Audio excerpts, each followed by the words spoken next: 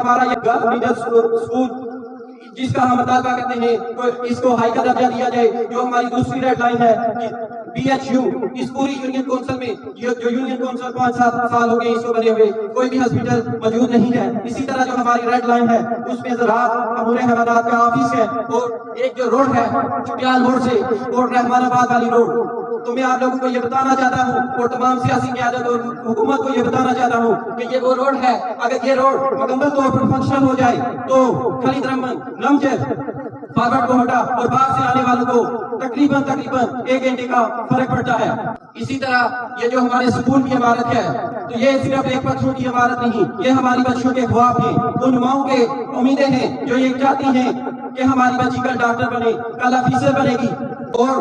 فخر سے زندگی بسر کر سکے گی۔ تو ٹائم آلریڈی بہت زیادہ ہو چکا ہے، تو کچھ جو مشاورتی کمیٹی کے نام ہم نے لکھے ہیں جس میں میاں ظہور صاحب ہیں، راجہ نعیم صاحب ہیں، مشتاق صاحب ہیں اللہ سے، اور بابو یاسین صاحب ہیں،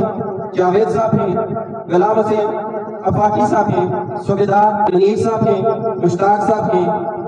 اور عبد الرزاق صاحب ہیں، اسی طرح صغیر صاحب ہیں، مفتی عابد صاحب ہیں، میاں ظہور صاحب ہیں، اور اسی طرح ایوب صاحب ہیں، حاجی انور صاحب ہیں، نسیم جلالی صاحب ہیں، مکھن دین صاحب، ایوب صاحب ڈوگیاں، چودھری جمیل صاحب ڈوگیاں، حافظ طاہر بشیر صاحب، حنیف شاہ صاحب، اور اسی طرح منصور صاحب، راشد صاحب، حاجی صدیق صاحب، اور میرا نام ہے سجاد اس کمیٹی میں شامل، اور اسی طرح حارث یعقوب ہے، عمر حنیف۔ ہم نے جو ڈیسائیڈ کیا تھا وہ اس طرح تھا کہ ہم جو مذاکراتی کمیٹی اناؤنس کریں گے اس کا ہم ہر بندے سے ایک فرد، ہر سیاسی جماعت سے ایک بندہ لیں گے، لیکن جیسے میرے استاد محترم افاقی صاحب نے کہا ہے کہ ہم صرف 5 بندے سلیکٹ کریں گے جو مذاکراتی کمیٹی میں، تو ہم اسی پہ اتفاق کرتے ہیں کہ یہ جو مشاورتی کمیٹی جس میں لگ بھگ 20 سے اوپر لوگ شامل ہیں، اس میں سے 5 بندوں کو چنا جائے جو ہمارے سیاسی قیادت کے ساتھ مذاکرہ کرے گی۔